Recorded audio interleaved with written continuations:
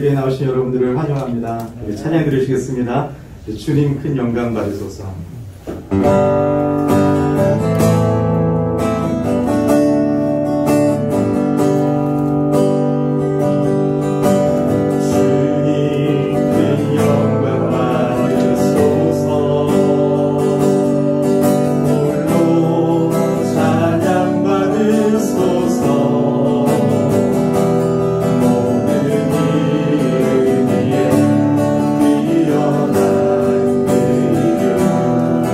온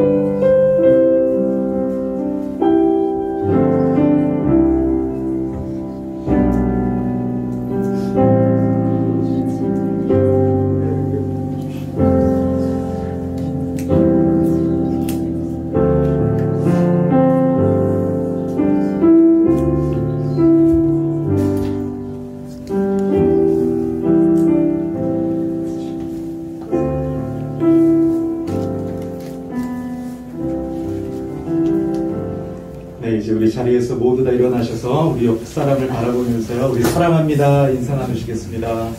사랑합니다. 잘 오셨습니다. 찬송 38장입니다.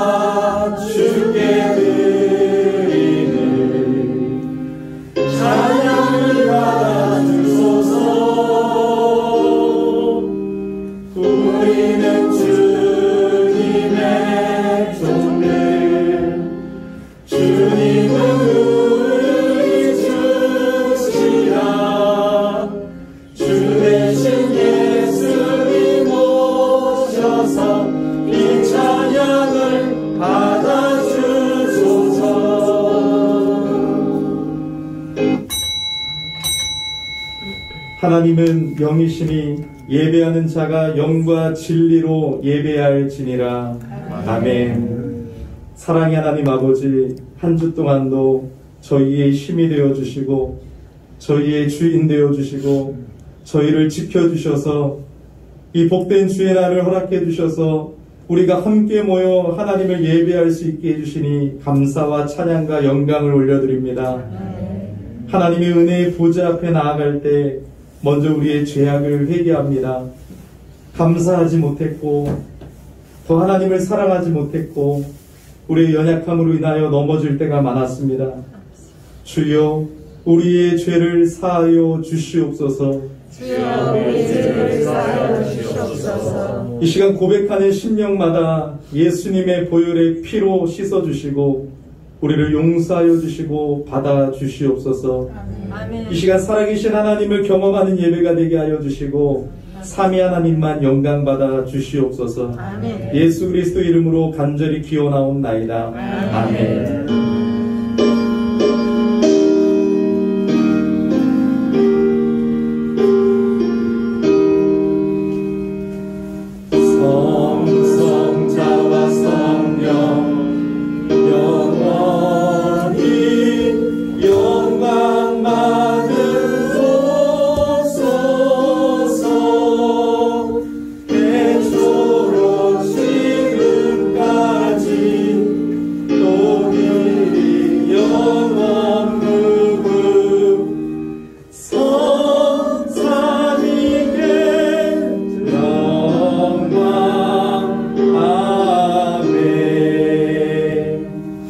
교동문은 11번이 되겠습니다. 찬송가 뒤에도 있고요. 우리 앞에도 나와 있습니다. 성시교독 11번 제가 먼저 읽겠습니다. 여호와여 의의 호소를 들으소서. 나의 울부짖음에 주의하소서. 거짓되지 아니한 입술에서 나오는 나의 기도에 귀를 기울이소서. 주께서 나를 판단하시며 주의 눈으로 공평함을 살피소서. 주께서 내 마음을 시험하시고 밤에 내게 오셔서 나를 감찰하셨으나 흠을 찾지 못하셨사오니 내가 결심으로 입으로 범죄하지 아니하리이다. 사람의 행사로 원하면 나는 주의 입술의 말씀을 따라 스스로 삼가서 포악한 자의 길을 가지 아니하였사오며 나의 걸음이 주의 길을 굳게 지키고 실족하지 아니하였나이다. 하나님이여 내게 응답하시겠으므로 내가 불렀사오니 내게 귀를 기울여 내 말을 들으소서. 주께 피하는 자들을 그 일어나 치는 자들에게서 오른손으로 구원하시는 주여 주의 귀한 사랑을 나타내소서. 아멘. 전능하사 천지를 만드신 하나님 아버지를 내가 믿사오며 그 외아들 우리 주 예수 그리스도를 믿사오니 이는 성령으로 잉태하사 동정녀 마리아에게 나시고 본요 빌라도에게 고난을 받으사 십자가에 못 박혀 죽으시고 장사한 지 사흘 만에 죽은 자 가운데서 다시 살아나시며 하늘에 오르사 전능하신 하나님 우편에 앉아 계시다가 저리로서 산자와 죽은 자를 심판하러 오시리라.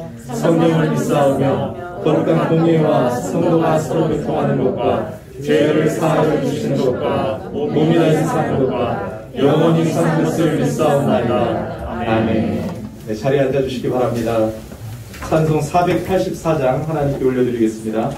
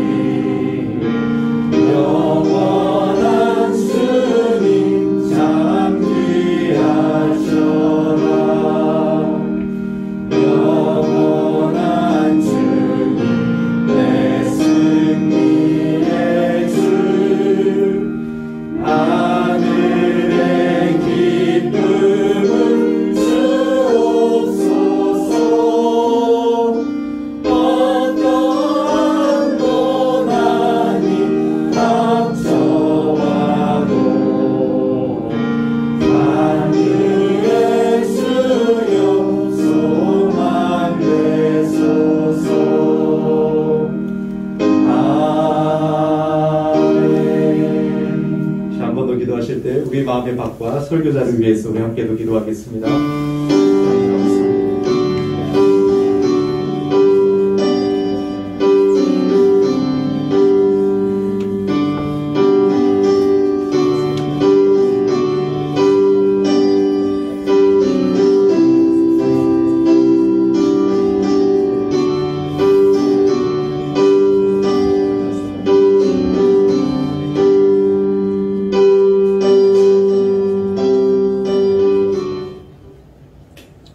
기도드리겠습니다. 은혜의 주님, 우리를 사랑하사 예수님을 이 땅에 보내주시고 십자가에 달려 죽게 하심으로 구원의 길을 열어주신 하나님께 감사드립니다. 복된 주 예배로 인도하심을 그 크신 하나님의 그 크신 사랑에 또 감사드립니다. 주님 뜻대로 살 것을 다짐하면서 때로는 이스라엘 백성처럼 목이 고다 아버지 말씀에 순종하지 못한 저희들의 불신앙을 이 시간 회개합니다.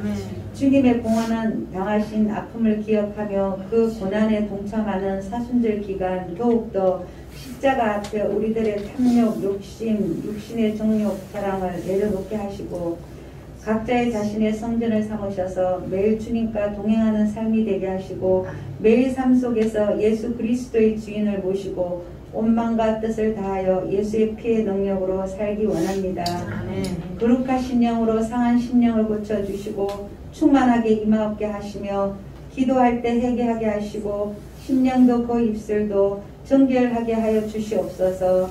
주님 앞에 나오지 못한 주님의 귀한 백성 가운데 예수를 아직 영접하지 않고 믿지 않는 자에게도 믿음의 문을 열게 하여 주옵시고 예수를 믿게 아버지 뜻대로 인도하여 주시옵소서. 이 땅의 이 교회에 육신의 질병과 영의 병든 상태와 병든 자를 치료하여 주실 줄 믿습니다. 이 땅의 위정자들을 맡겨진 사명을 잘 감당케 인도하여 주시옵고 코로나19 백신 전 국민이 하루빨리 면역 백신을 다 맞게 도와주시옵소서. 세계 각국에 선교하신 선교사님의 영육강건하기를 원하옵고 인도하여 주시옵소서.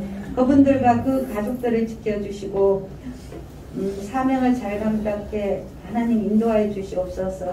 이 미얀마의 최수영 선교사님 그곳의 어려운 상황과 청년들을 기억하여 주옵시고 전쟁을 막아주시길 간절히 기도드립니다. 아버지 열린교회를 더욱더 사랑하사 우리 열린교회 성도님들, 집사님들, 중고등부, 유치부들 부르시는 그날까지 하나님 사명을 잘 감당하게 이루어 주시고 또 새로운 분들도 함께하여 주시길 원합니다. 사순절을 잘 보낼 수 있도록 날마다 성령 충만한 삶, 주님의 자녀로 능력된 삶으로 인도하여 주실 줄 믿습니다. 단위에 세우신 사랑하는 목사님, 성령 영권을 강력하게 역사하여 주시옵고 듣는 우리에게도 말씀을 온전히 마음밭에 옥토가 되어서 열매 맺는 삶이 되게 살아가신 예수님 이름으로 기도드립니다. 아멘.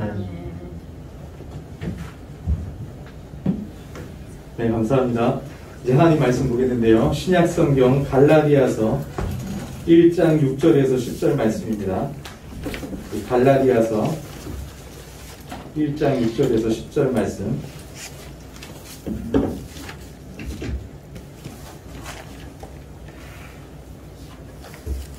네, 302페이지 부분이 되겠습니다. 제가 공독해 드리겠습니다. 그리스도의 은혜로 너희를 부르신 이를 이같이 속히 떠나 다른 복음을 따르는 것을 내가 이상하게 여기노라. 다른 복음은 없나니 다만 어떤 사람들이 너희를 교란하여 그리스도의 복음을 변하게 하려 함이라.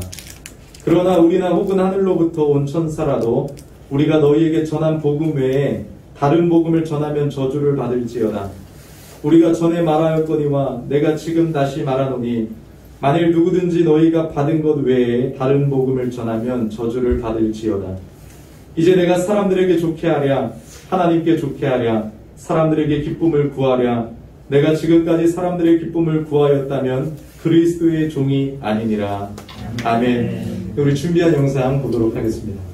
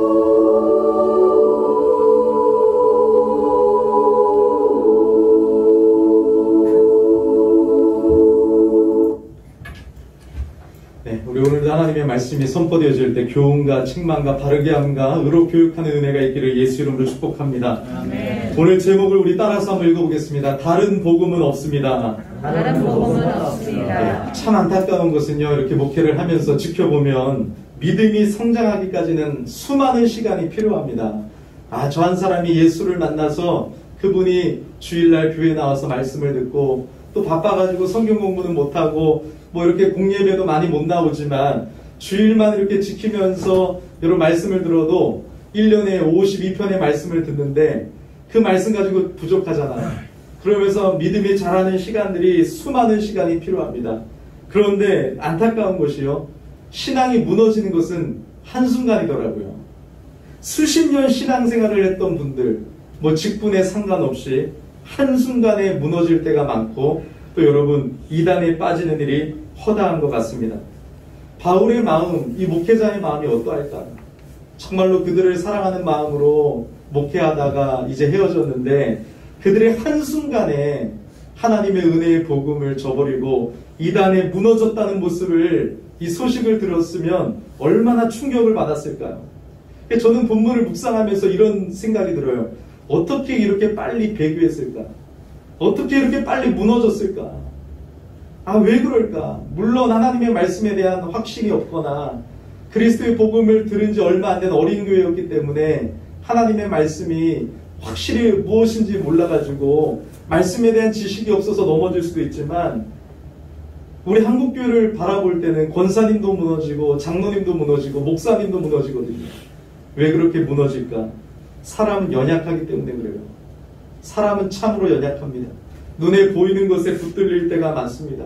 이단들이 와서 여러 말들을 섞어서 속이면 넘어질 수밖에 없는 연약한 인생입니다. 그래서 하나님의 은혜 없이는 우리는 넘어지고 쓰러질 수밖에 없습니다. 바울 사도는 안타까워합니다.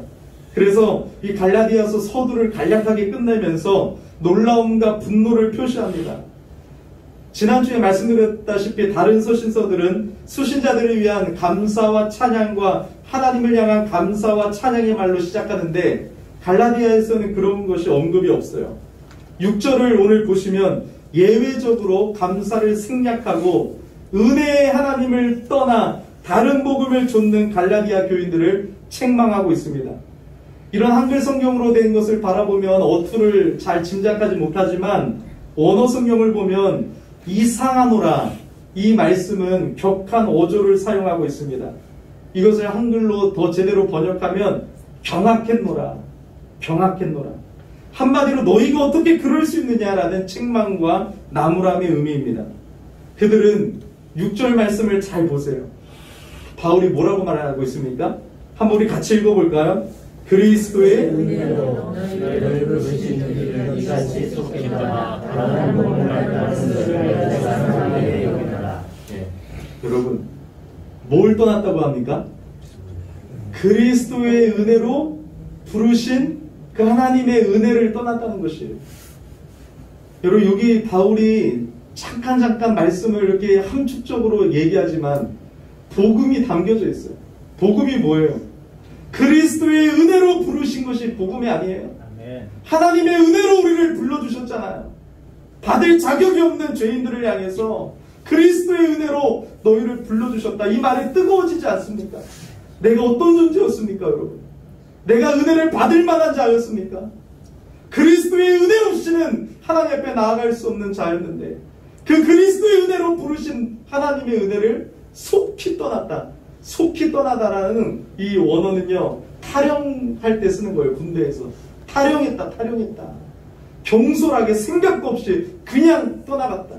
여러분들 신앙생활 하다가요, 목회자와 상담도 하지 아니하고 목회자의 말씀은 그냥 그런 대로 들으면서 다른 사람 이야기를 더 크게 듣고 눈에 보이는 뭐 환상이나 예언 같은 것들에 더 집중하면서 저 사람이 능력 있는 사람이겠지, 기도하는 사람이겠지. 여러분, 천만에요. 하나님의 말씀을 따라가야 되는 줄 믿습니다. 그래서 갈라디아인들이 처음에 여러분 왜 그리스도의 은혜를 여러분 이 강조하냐면, 바울이 하나님의 은혜를 선포하면서 복음을 증거했을 때 이 갈라디아인들의 행동이 나중에 이제 4장 가면 알 수 있는데 어떠했습니까? 너무 기뻐했어요. 감격스러워했어요. 이야, 하나님의 은혜군요. 놀라운 은혜군요. 그러면서 바울이 안질로 고생하는 이 모습을 바라보면서 바울에게 이 복음을 들은 것이 너무나도 감사해서 자기의 눈이라도 빼주려고 했다고 기록이 되어 있어요. 그만큼 기뻐했어요. 하나님의 은혜에 너무 기뻐했어요. 바울 목사님, 제가 눈이라도 빼드릴게요. 바울 사도님, 제가 눈이라도 빼드릴게요. 하나님의 은혜가 너무 큽니다. 그런 자들이었는데 여러분 어떠했습니까? 속히 떠났어요. 하나님의 은혜를 그냥 속히 떠나버렸어요. 하나님의 은혜는 4절에 더 여러분 선포되어 있죠. 그리스도께서 자기 몸을 주셔서 그들을 악한 세대에서 건지신 놀라운 은혜인데요. 그 은혜를 떠났습니다. 여러분, 하나님을 먼저 찾을 수 있는 사람은 없습니다. 하나님이 먼저 불러주셨고요. 받을 자격 없는 자들에게 은혜를 베풀어 주셨습니다. 그래서 구원은 오직 하나님의 은혜요 선물입니다. 에베소서 2장 8절에 너희는 그 은혜에 의하여 믿음으로 말미암아 구원을 받았으니 이것은 너희에게서 난 것이 아니요 하나님의 선물이라. 행위에서 난 것이 아니니 이는 누구든지 자랑하지 못하게 함이라 선포하고 있습니다. 예수님은 우리가 하나님을 기쁘시게 하지 못하기 때문에 십자가에서 대신 죽으신 것이에요. 우리가 하나님께 인정받을 수 없기 때문에 우리에게 의의 선물을 주신 것입니다. 우리가 어떤 선행을 하지 않을 때조차도 하나님을 대적하며 원수로 살았을 때에도 자기 아들을 내어주신 분이 바로 하나님이세요. 그래서 여러분 로마서 말씀에 귀한 말씀이 있죠. 우리가 어떠했을 때 우리를 사랑하셨어요? 우리가 아직 죄인 되었을 때 하나님 우리를 사랑하셔서 그 아들을 내어주셨습니다. 이것이 복음이죠. 이것이 은혜죠. 그런데 그들은 거짓 교사들이 와가지고 뭔가 권위 있는 것처럼 우리 예루살렘의 대표입니다. 바울 사도는 조금 부족한 사도입니다. 사도가 아닐 수도 있어요. 바울이 언제 예수님을 만났습니까? 우리가 더 여러분 예루살렘에서 보낸 더 권위 있는 사람들입니다. 여러분 믿음으로 구원받는다고요? 천만에요. 할례를 받아야 됩니다. 모세의 율법을 지켜야 됩니다. 여러분 쫑긋하잖아요. 아 맞아, 이거 믿음으로만은 부족해. 그래서 수요 예배 때 바른 신앙의 회복이라고 해서 율법주의와 방임주의를 벗어나야 된다고 그렇게 말씀드렸는데요. 여러분 신앙을 잘 몰라서 그런 거죠. 뭔가 믿음으로만 구원받는 거 부족해 보여요. 뭔가 이상해 보여요. 나는 지금 이런 상태인데 맞아 하면서 그들의 거짓 교사들의 말이 더 들릴 때가 있습니다. 그래서 그들은 속히 떠났습니다. 그래서 바울은 선포하는 것이에요. 7절에 뭐라고 선포합니까? 다른 복음은 없나니. 여러분 다른 복음은 없습니다. 아멘. 이 말은 다른 복음이 있다는 것이 아니에요. 다른 복음이라는 것 자체가 없다는 거예요. 복음을 갖다 붙이지 말라는 거예요. 이런 복음, 유사한 복음, 바울의 복음, 여러분 베드로의 복음, 이런 복음이 아니라는 거예요. 복음은 여러분 예수 그리스도의 복음밖에 없어요. 예수 그리스도의 복음은 변하지 않는 진리예요. 왜요? 하나님께로부터 왔기 때문에. 절대적입니다. 유일합니다. 그래서 복음은요 시대와 상황에 따라 변하지 않아요. 시대와 상황에 따라 변한다면 그 진리가 아니죠. 갈라디아 교회에 들어온 거짓 교사들은 이단일 뿐입니다. 그들이 복음이라고 전한 것은 복음이 아니고 성도들을 교란시켰다고 말하고 있어요. 두려움을 주고 여러분 어지럽혔다는 것이에요. 복음을 변하게 했다고 여러분 바울은 말하고 있어요. 복음을 물을 타서 희석시키면서 복음을 변질되게 만든 거예요. 이거 여러분 너무나도 큰 죄이기 때문에 바울이 지금 두려운 마음으로 화난 마음으로 지금 말씀을 기록하고 있습니다. 여러분 이단이라는 뜻도 뭐예요 여러분? 다를 이 끝단이잖아요. 끝이 다르다는 거예요. 끝이 다르다. 그래서 여러분 이 거짓 교사들은 처음에 다 예수님을 인정해요. 맞아 믿음으로 구원받아. 맞아 은혜로 구원받아. 근데 끝이 다른 거예요. 할례를 받아야 되고 모세의 율법을 지켜야지 구원받는다. 여러분 이게 어떻게 보면 작은 것 같죠? 아니에요 여러분. 왜요? 하나님이 주신 진리를 부정하고 있기 때문에. 하나님의 구원의 방법을 이렇게 주셨는데 이들은 그것을 변질시켰기 때문에 너무나도 악한 행위인 것입니다. 예수님을 말하지만 예수님 한 분만으로 충분하지 않고 은혜를 말하지만 아들을 십자가에 내어주신 하나님의 은혜로는 충분하지 않으며 믿음을 말하지만 예수님만 믿는 것으로는 부족하다고 말하는 것이 다른 복음입니다. 그래서 여러분, 예수님만으로 충분하지 않은 것 같아서 염려하고 다른 길을 찾지 마시기를 바랍니다. 문제는 여러분, 갈라디아 성도들은 다른 복음을 따라갔다는 것입니다. 이게 이단들의 무서운 점이에요. 이단은요, 여러분, 우리에게 와서 말도 안 되는 얘기를 하지 않아요. 우리에게 와서 절대로 받아들이기 어려운 이야기를 꺼내지 않습니다. 어떻게 보면 이 거짓 교사 이단들의 이야기가 더 합리적으로 들립니다. 신앙생활에 더 유익을 주는 것처럼 들립니다. 들어보면 매력이 있습니다. 더 진짜처럼 느껴집니다. 이 시대 풍조와 잘 맞아 떨어지는 것 같아요. 이 시대는요, 새로운 것을 자꾸 추구하잖아요. 갈라디아 교회에 들어온 이단들은 여러분, 계속해서 구원은 오직 믿음으로 은혜로 받는 것이 아니다. 행위를 집어넣었습니다. 할례를 받아야 된다. 모세율법을 다 지켜야 된다. 미혹했습니다. 그리고 여러분, 그들이 행하는 것을 보면 어떻게 보면 더 신비로운 것 같아요. 그들이 더 권위 있어 보여요. 바울은 말도 잘 못했던 것 같은데 이들은 엄연히 화려했어요. 막 뭔가 전하면 가슴이 뜨거워졌어요. 이들은 막 기도하면 막 놀라운 일이 일어나는 것 같았어요. 바울 목사님은 바보처럼 보이고 바울 목사님은 뭔가 능력도 없어 보였는데 여러분, 이들은 거짓 교사들이 너무 멋있어 보이는 거예요. 그들이 말하는 걸 보면 흔들거리는 것이에요. 하지만 여러분, 속이는 것입니다. 진리는 시대에 따라 변하지 않습니다. 그리스도의 복음을 변하게 하고 미혹하는 어떤 사람들이 있을 뿐입니다. 그래서 오늘날도 여러분, 다른 복음은, 천주교회는 다른 복음입니다. 각종 이단 종파들, 자유주의 신학들, 이런 것은 다 다른 복음입니다.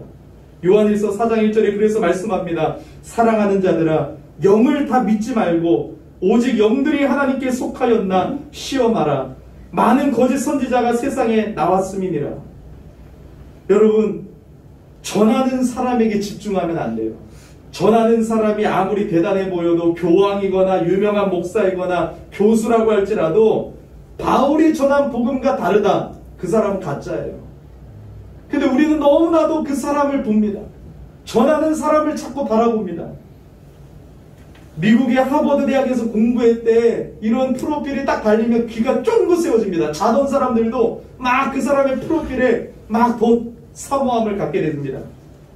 기도해서 암을 낫게 했대 저분이. 그러면 쫑긋합니다.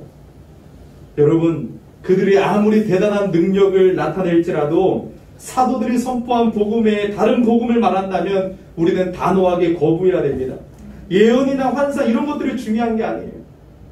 이단들의 얘기를 듣다 보면 매력적으로 들릴 때도 있지만 여러분, 그건 사탄의 역사입니다. 사탄도 역사를 일으키거든요. 그래서 우리는 말씀에 집중해야 됩니다.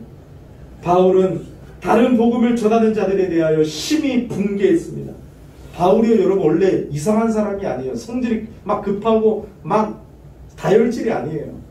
바울을 여러분 잘 성경을 보세요. 온유와 사랑과 인내가 넘치는 사람이었어요. 그런데 지금 왜 화를 내요?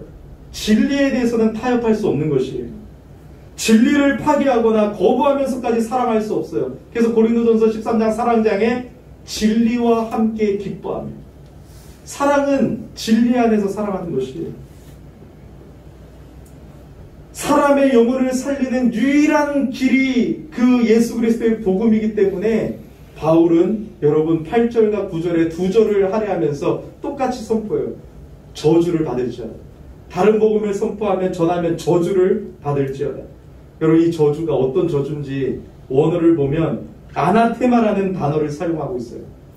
구약에서 저주와 진멸이라는 의미로 사용되고 이 로마서에서는요 그리스도에게서 끊어진다라는 표현을 이 아나테마를 사용하고 있습니다. 너무나도 무서운 저주죠. 하나님의 가장 큰 저주일 수 있어요. 그죠? 그리스도에게 끊어지니까. 근데 여러분, 이게 바울의 말이에요. 바울의 말이기도 하지만 성경이 되었기 때문에, 갈라디아서를 하나님이 기록하게 하셨기 때문에 하나님의 판결이에요. 하나님의 심판이에요. 인간의 말로 받지 마셔야 돼요. 하나님의 심판이에요. 그래서 다른 복음을 전하는 건 하나님의 심판이에요. 저주를 받는 것이에요. 무서운 것이죠. 복음은 하나님께서 죄인들을 구원하시는 진리입니다. 하나님의 뜻을 가감하거나 여러분 빼거나 인위적으로 변경시키는 것은 매우 악한 일이라는 것이에요. 그것은 인간을 멸망시키는 일이고 그 근원은 사탄입니다. 다른 복음을 전하는 것은 하나님께서 택하신 자들을 구원하시는 뜻과 의지와 사역을 방해하는 것이고 그들을 멸망시키려는 사탄의 일인 것입니다. 그래서 여러분 이것을 말씀을 볼 때 또 한 가지 적용할 수 있는 게 있어요. 우리는 교회를 딱 바라보면서 성적인 타락이나 분열이나 무질서, 목회자의 자질 이런 거 자꾸 윤리적인 문제로 자꾸 교회를 비난하잖아요. 물론 여러분 비난해야 돼요. 그런 것도 바르게 해야 되죠. 그런데 윤리적인 문제보다 더 중요한 게 교리적인 문제라는 거예요. 윤리적인 문제보다 교리적 문제가 훨씬 위협적이고 심각하다는 것을 오늘 말씀을 통하여 우리가 알아야 되는 것입니다. 그렇다고 여러분 윤리적인 문제를 여러분 포장해달라는 것이 아니에요. 당연히 여러분 그것도 문제지만 교리적인 문제를 더 집중해서 봐야 된다는 거예요. 유명한 목사라면 막 그 사람에게 은혜 받았다면 그 사람이 어떤 말을 해도 다 받아줍니까? 아니에요, 여러분. 메시지는 메시지로 판단해야 됩니다. 그 사람보다 그 사람의 전하는 내용을 봐야 됩니다. 바울이 보기에는 여러분 윤리적인 문제도 중요하지만 교리적인 문제가 훨씬 심각하다는 거예요. 왜요? 사람을 죽고 살리기 때문에. 하나님의 말씀은 여러분 이 복음은 사람을 죽고 살리는 복음이기 때문에 교리적인 문제를 중요하게 생각하고 있는 것이. 그래서 여러분 종교개혁 있잖아요. 로마 카톨릭에 대한 윤리적인 저항이 아니었어요. 뭐 그들이 막 여러분 뭐 사생아를 낳고 뭐 이렇게 하고 저렇게 하고 신부들이 타락하고 그런 윤리적인 문제에 대한 저항이 아니라 근본적으로 교리의 개혁이었습니다. 로마 카톨릭은 사람이 하나님께 받아들여지기 위해서는 예수 그리스도를 믿는 믿음에 더하여 인간의 행위와 성인들의 공로가 필요하다고 생각했고 이것은 곧 갈라디아서에 나타난 복음을 멸시하는 일임을 깨닫게 되자 마틴 루터와 수많은 하나님의 사람들을 통해서 교리, 말씀 개혁 운동이었어요. 말씀으로 돌아가자. 그래서 사도 바울은 거짓 선생들을 향해서 심지어 사도라고 할지라도 하늘에서 온 천사라고 할지라도 다른 복음을 전하면 저주를 받아야 된다고 자기도 포함시키고 있는 거예요. 자기도. 나도 다른 복음을 전한다면 저주를 받아야 된다. 하늘에서 온 천사라도 여러분 다른 복음을 전하면 저주를 받아야 된다. 그래서 이단들은 하늘에서 온 천사 같은 모습이 있을 수도 있어요.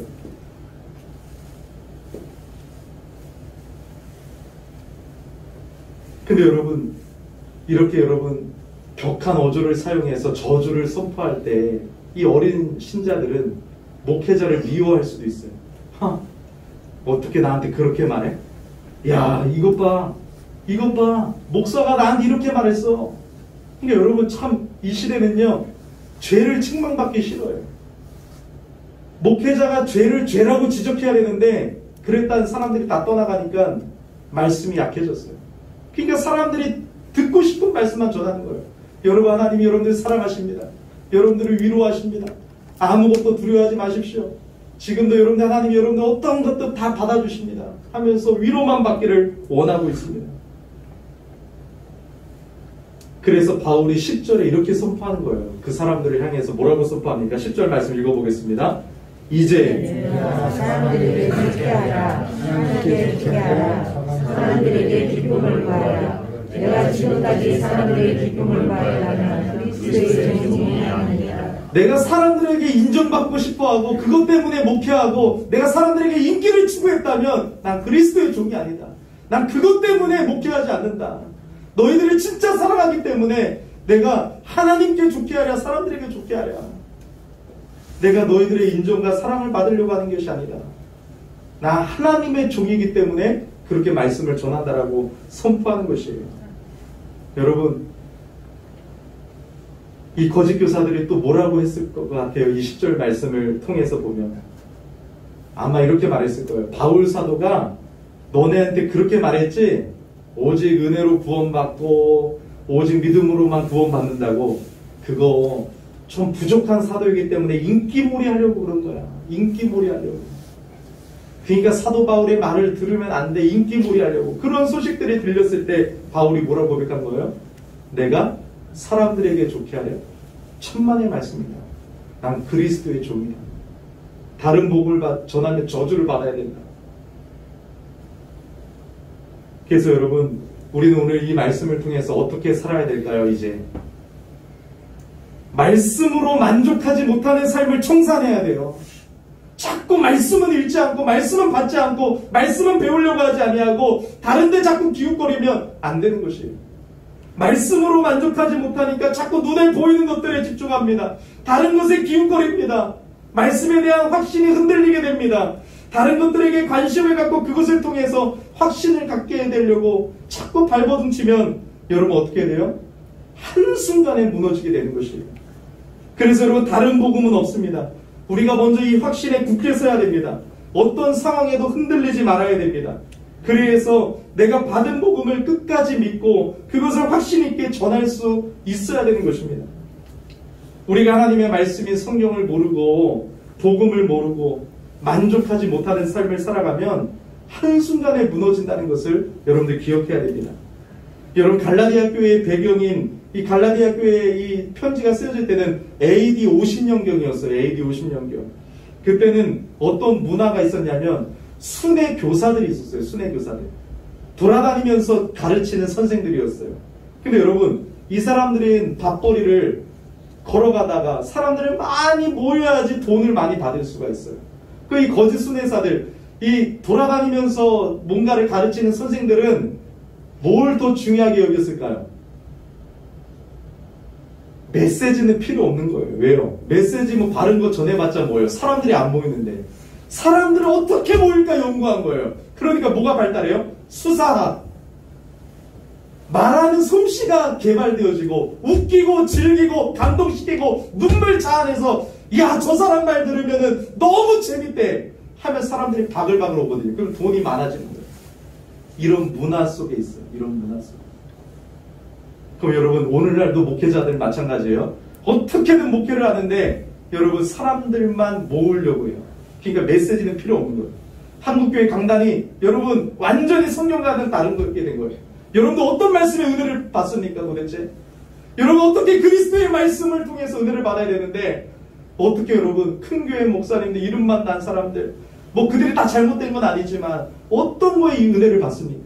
그 사람의 학력이나 외모나 그 사람의 여러분 다른 어떤 거에 은혜를 받으면 안 된다는 것이죠.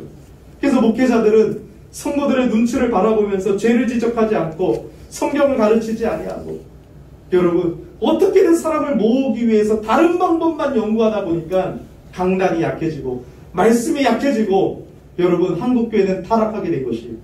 그래서 제가 부교육자로 가면 말씀을 제대로 증거하는 목회자가 별로 없어요. 저는 성경을 연구하고 신학을 공부했기 때문에 뻔히 아는데 성도들은 다 아멘 아멘 하고 있어요. 전 너무너무 충격받았어요. 저게 과연 하나님의 말씀인가? 물론 여러분 저만 잘났다는 것이 아닙니다. 어떻게든 성경을 연구하고 성경을 전해야 되는데 다 예화요 예화. 감동적인 예화 섞어서 짝짝짝짝 해하고 레파토리를 만들면요 다 울고 웃게 할 수 있다는 거죠. 근데 여러분 자기가 편하고 교회 그냥 여러분 액세서리처럼 종교 생활을 하려고 하고 쉽게 신앙생활을 하려고 하고 자기가 듣고 싶어하는 것만 들어서는 안 됩니다. 이것이 한국교회의 문제입니다. 그러니까 목회자들이 그리스도의 종으로 하나님을 기쁘시게 해야 되는데 사람들의 기쁨을 위해서 나아갑니다. 목회자가 성경을 연구하지 않습니다. 성경을 바르게 전하는 데 관심도 없습니다. 죄도 지적할 줄 알아야 되는데 자꾸 피합니다. 어떻게든 사람들만 끌어모으고자 합니다. 여러분들 사람들이 많아지는 게 부흥입니까? 저는 사람들이 많아지는 것에 관심이 없습니다. 저는 한 성도라도 하나님의 말씀을 바르게 가르쳐서 그 성도가 예수님을 닮아가고 정말로 여러분 바른 교회가 되기를 소망하고 있지 사람이 많아지는 건 관심이 없습니다. 사람이 많아지는 것이 부흥이라면 이단들이 부흥이에요. 신천지 많아지고 있잖아요. 하나님의 교회 많아지고 있잖아요. 저 동사무소 뒤에 하나님의 교회 크게 지었잖아요. 그건 부흥이에요. 아니죠. 목사는 사람들을 울고 웃기고 즐겁게 하는 사람이 아닙니다. 하나님의 말씀을 맡은 자로서 설교를 통해서 신실하게 복음을 바르게 전하고 하나님의 말씀을 바르게 전하는 것이 중요합니다. 그래서 저는 한 가지 걱정이 있었습니다. 야, 갈라디아서를 강의한다? 우리 교회 진짜 성도가 아니라면 떠날 수도 있겠다. 하나님의 말씀에 관심 없는 사람들은 지루하고 딱딱한 얘기를 듣기 싫어하거든요. 복음이고 뭐고 필요 없어요. 지금 내 삶에 뭔가 여러분 듣고 싶은 얘기만 듣고 싶어요. 여러분, 그래서는 안 됩니다. 오늘 말씀을 통해서 말씀으로 돌아가야 됩니다. 하나님이 열린 교회에 저를 목회자로 세워주셨습니다. 그러면 여러분, 바울 사도가 자신의 사도권을 변호하고 주장했던 것이 하나님의 권위로 말씀을 전한다는 것이거든요. 저는 그것을 주장합니다. 하나님이 열린 교회 목회자로 세웠다면 여러분들은 저를 통해서 말씀을 배워야 됩니다. 말씀을 인정해야 됩니다. 그 하나님의 권위에 순종해야 됩니다. 다른 것에 기웃거리는 것이 아니라 목회자를 통해서 어떻게든 말씀을 배우고자 하는 일에 힘을 쓸 때 그 교회는 아름다운 교회가 되는 것입니다. 모르기 때문에 망하는 것입니다. 그러므로 여러분, 우리가 이제 진짜 말씀으로 돌아가. 여러분 정말 갈라디아서를 한 번은 읽어보셨습니까? 갈라디아서 어떤 내용이라도 아십니까? 근데 여러분 벌써 2번의 강해를 통해서 보니까 어때요? 아, 이런 내용이었구나. 아, 이런 말씀이었구나. 들려지잖아요. 그래서 하나님의 말씀을 통해서 강단이 회복되어지고 교회가 회복되어지고 한국교회가 회복되어지고 내가 변화되기를 예수 이름으로 축복합니다.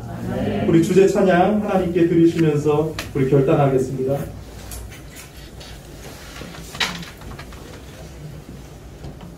우리 하나님의 그 선한 힘이 우리를 감싸 주시옵소서. 믿음으로 일어나는 일을 기대합니다. 하나님, 우리에게 치유와 회복과 부흥의 표를 주셨습니다. 그 은혜가 임하게 하여 주시고 말씀으로 부흥되게 하여 주옵소서. 그 선한 힘이 우리 감싸 그 놀라운 평안을 누리며 그 놀라운 평안을 누리며 우리 함께 공동체입니다. 나 그대들과 함께 나 그대들과 한 해를 여네 나 그대들과 한 해를 여네 지나간 허물 어둠의 날들이 무겁게 내 영혼 짓눌러도 오 주여 우리 외면심하시고 약속의 구원을 이루소서. 아멘. 그 선한 힘이 우리 감싸시니 믿음으로 일어나길 기대하네. 주 언제나 우리와 함께 계셔 하루도 하루가 우리 말씀 붙잡고 우리 함께 기도하겠습니다. 하나님, 말씀으로 돌아가게 하여 주시옵소서. 말씀에 부흥이 임하게 하여 주시옵소서라고 우리 함께 기도하겠습니다. 살아계신 하나님, 은혜를 감사합니다. 진정한 하나님의 말씀에 부흥이 있기를 원합니다. 우리가 다른 것을 붙잡을 것이 아니라 하나님의 주신 그 말씀, 복음, 그 복음으로 우리가 돌아가게 하여 주시옵소서. 복음에 근거한 신앙생활이 되게 하여 주시옵소서. 우리의 잘못된 신앙생활이 아니라 내 안에서 나오는 것이 아니라 다른 사람들의 말이 아니라 말씀에 근거한 신앙생활, 하나님의 말씀 따라가는 삶, 말씀에 붙잡힌 삶, 하나님 그 복음의 능력을 경험하며 복음을 증거하는 삶,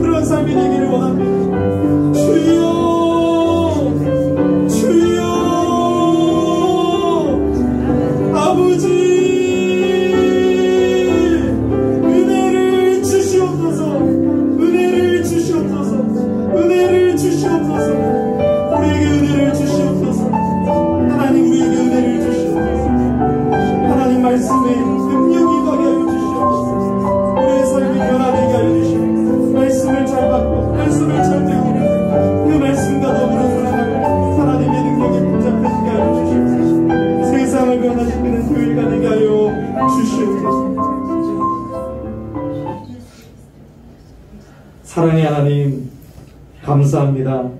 하나님의 은혜를 찬양합니다. 하나님 앞에 봉헌을 드리면서 그 은혜에 감사로 반응합니다. 모든 것이 하나님께로부터 왔고 우리에게 생명까지 주신 하나님, 우리가 하나님 앞에 아까워하지 아니하며 우리의 삶의 전부를 드리기를 원합니다. 물질로 신앙을 고백하기를 원합니다. 하나님 받아주시고 축복하여 주셔서 하나님의 영광을 위해서 아름답게 쓰임받을 수 있도록 하나님께서 이끌어 주시옵소서. 오늘도 드린 손길 위에 하나님이 축복하여 주시고 하나님 앞에 감사로 반응하는 성도들에게 감사가 더 넘쳐나는 삶이 될 수 있도록 은혜 베풀어 주시옵소서. 아멘. 예수 그리스도의 이름으로 복음 감사 기도드립니다. 아멘. 네, 광고 시간입니다. 우리 주보 뒷면을 봐주시면 되겠습니다. 네, 우리 열린교회에 이렇게 새로 오신 분들이 많이 계시는데요. 교회를 정할 때는 신중하셔야 됩니다. 그래서 여러분 예배를 함께 드리면서 교회가 어떠한 교회인지, 바른 말씀을 전하는지 살펴보면서 혹시 등록하기를 원하시는 분들은 뒤에 이런 새신자 등록 카드가 있습니다. 이거를 예배 전에 안내위원에게 적어서 주시면 이렇게 저한테 주십니다. 제가 광고 시간에 소개하고 이렇게 등록을 받고 앞으로 또 이렇게 진행을 하도록 하겠습니다. 오늘 이렇게 등록하신 분이 계십니다. 우리 이명덕 목사님이십니다. 그래서 목회를 잠시 하시고 늦은 나이에 신학을 하셔가지고 지난주에 이제 상담을 했거든요. 그래서 목회를 이제 못 하시게 되시고, 그 다음에 지금은 운전 일을 하고 계세요. 이제 다 목회를 안 하시기 때문에. 그래서 지금 또 혼자 살고 계시는데요. 우리 목사님께서 인도자를 여기다 적어주셨어요. 인도자, 인터넷. 네, 그래서 하나님의 은혜로 하나님이 불러주셨는데 인터넷을 통해서 온 걸 보고 깜짝 놀랐어요. 그래서 야, 우리 큰 교회도 아니고 인터넷 이런 SNS가 활발하지 않은데 그 인터넷을 보고 하나님이 오게 하시는구나 해서 감사했습니다. 우리 이명덕 목사님 교회를 또 이렇게 섬길 곳을 찾다가 우리 열린교회 왔는데 우리 박수로 뜨겁게 환영하겠습니다. 제가 잠시 기도하겠습니다. 하나님, 하나님의 계획이 참으로 놀랍습니다. 우리 이명덕 목사님을 사랑하시고 또 이제 이 은퇴 후에 노후의 삶을 살아가면서 주님의 몸된 교회를 마지막으로 잘 섬기고 싶은 마음에 교회를 찾다가 우리 열린교회를 발견하게 하시고 고산동이 집이 아님에도 불구하고 버스를 타고 이곳까지 왔습니다. 그러면서 기뻐하고 감사하면서 하나님의 교회를 잘 섬기고 싶다고 고백했습니다. 하나님, 이 고백 위에, 이 마음 위에, 이 등록 위에 하나님이 역사하여 주시고 은혜를 베풀어 주셔서 우리 열린교회에서 함께 신앙생활할 때 하나님 은혜로 모든 것이 회복되어지게 하여 주시고 늘 기쁨이 넘쳐나게 하여 주시고 우리 모두가 함께 예수 안에서 가족으로서 함께 사랑하며 붙잡아주며 세워주며 나아갈 수 있도록 하나님 도와주시옵소서. 우리 목사님의 삶을 하나님이 책임져 주실 줄 믿습니다. 이제 하나님 앞으로 함께 신앙생활하게 될 텐데 어떤 어려움 속에서도 흔들리지 아니하며 우리 목사님이 하나님을 향하여 교회를 향하여 나아갈 수 있게 하여 주시옵소서. 예수 그리스도의 이름으로 기도하옵나이다. 아멘. 다시 한번 박수로 환영하겠습니다. 네. 다음 주는 이제 종료주일입니다. 이제 고난주간도 시작되는데요. 특별한 이렇게 특세 이런 걸 제가 싫어합니다. 특세, 특별한 이런 것들을 싫어하고 하던 대로 해야 돼요. 그래서 합동측이나 우리 장로교는 사순절 이런 거 별로 안 좋아해요. 사순절은 천주교에서 미신으로부터 온 여러분 이런 행사가 있기 때문에 사실 칼빈이나 종교개혁자들도 이 사순절을 지키지 말자고 했습니다. 그래서 특별히 제가 강조하지는 않습니다. 매일 하던 대로 하나님과 동행하며 더 하나님을 사모하는 시간 되기를 예수 이름으로 축복합니다. 네.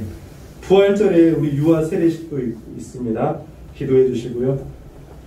재직 세미나가 다음 주에 이제 목사님 초대해가지고 촬영을 할 텐데요. 여러분 현장에서도 가능하고 또 여러분 그것을 편집해서 여러분들에게 보내드리면 그것을 일주일 동안 시간 많죠? 일주일 동안 1시간 정도 되는 분량이니까 언제든지 들으시고 소감문 한 5줄 정도가 좋지 않을까 그렇게 해주시면 되겠습니다.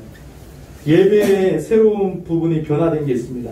우리 이제 수요 예배 때는 예배 끝나고 잠깐 기도하고 이제 돌아가셨는데 예배 후에 찬양 기도회를 이어서 하려고 합니다. 그래서 제가 찬양하면서 기도 제목을 같이 나눠서 기도하고 그 다음에 개인 기도 시간을 드릴 거예요. 그러면 직장인들이 좀 많이 힘들어할 텐데 합심 기도까지 짧게 같이 하고 개인 기도할 때 돌아가시면 돼요. 그래서 저희가 8시 35분이면 원래 예배가 다 끝나는데 9시 뭐 반 안에 다 끝나지 않을까. 네, 그렇게 여러분들 기억해 주시고 함께 기도하기를 소망합니다. 네, 대청소를 원래 이렇게 27일 날 하려고 했었는데요. 우리 여러 가지 지금 나라가 안정이 안 되고 코로나로 인해서 소모임 같은 걸 하면 위험한 상황입니다. 그래서 청소도 그렇게 할 게 없고 제가 매일 또 청소하고 있고 또 소모임을 하다가 또 잘못되면 큰일 나잖아요. 그래서 일단 소모임을 금지하고 코로나가 잠잠해지면 여러분들에게 광고하도록 하겠습니다. 네, 우리 선교사님들을 위해서 기도 많이 부탁드립니다. 저기 선교사 소신가에 제가 만들어서 편지를 붙여놨는데 여러분들 읽어보시고 기도해 주시면 감사하겠습니다. 네, 뭐 또 다른 광고 있으십니까? 네, 없으시죠? 네. 네, 한번 옆 사람 바라보면서 우리 또 그냥 또 예배 끝나자마자 돌아가는데 우리 좀 축복하는 시간 갖도록 하겠습니다. 우리 사랑합니다로 축복하겠습니다. 네, 사랑합니다. 네, 이제 자리에 일어나셔서 그런 마음으로 축복할까요? 우리 여호와는 너의 이름.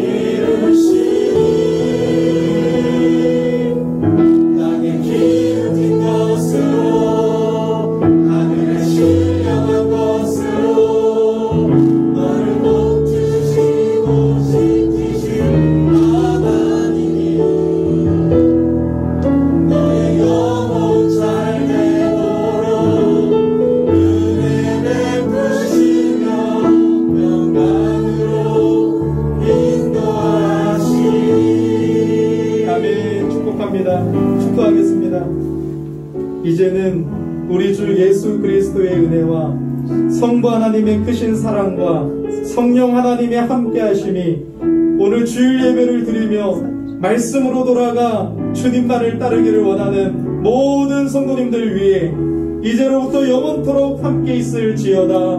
아멘.